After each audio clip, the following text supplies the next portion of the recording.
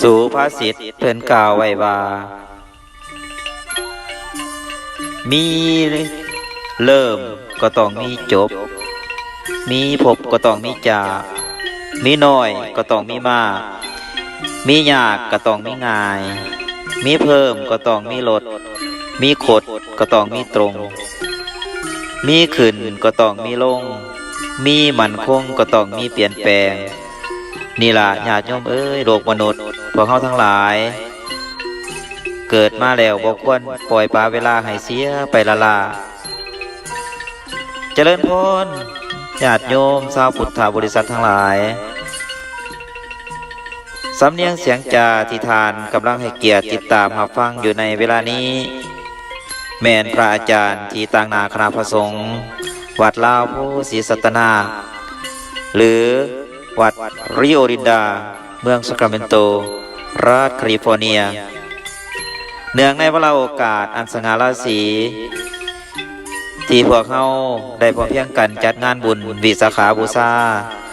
น้อมรำลึกถึง3 วันอันสำคัญขององค์สมเด็จพระสัมมาสัมพุทธเจ้าอันมีเหตุการณ์เกิดขึ้นในวันเพ็ญเดือน6คือวันประสูติวันตรัสรู้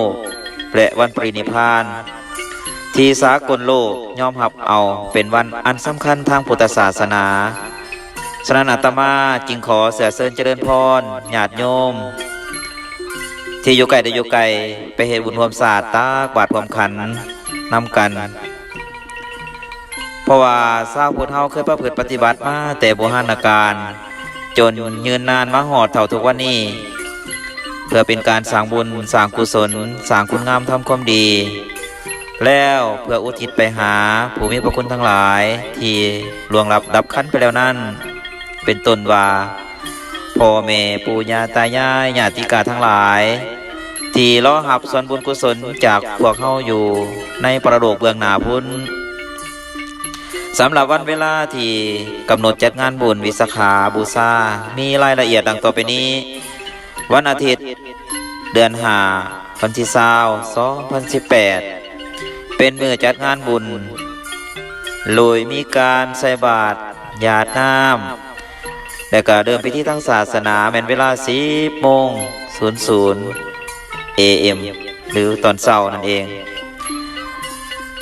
โดยมีการไหว้พระสมทานศีลถวายเครื่องใส่บาตรและถวายภัตตาหารแด่พระสงฆ์จากนั้นก็แม่นรับฟังโลตธรรมเทศนาเกี่ยวกับบุญวิสาขาบูชาแล้วกล่าวคำให้พรหยาดน้ำและสิทธินำพุทธมนต์ให้แก่ศรัทธาญาติโยมที่มาร่วมงานบุญดังนั้นจึงได้แจ้งข่าวเป่ากุศลนี้มายังญาติโยมที่อยู่ไกลได้อยู่ไกลได้สละเวลาอันมีคุณค่าไปร่วมบุญและก็ไปร่วมอุปโภชนาเป็นเจ้าภาพเจ้าศรัทธาร่วมกันในงานบุญดังกล่าวนั้นเดี๋ยวในท้ายที่สุด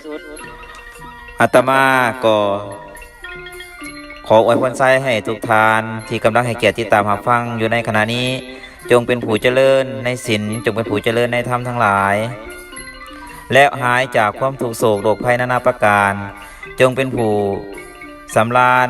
มีความเบิกบานจิตใจปรารถนาสิ่งใดจงได้ดังคำหมักคำปรารถนาทุกที่พาลาติกานันทร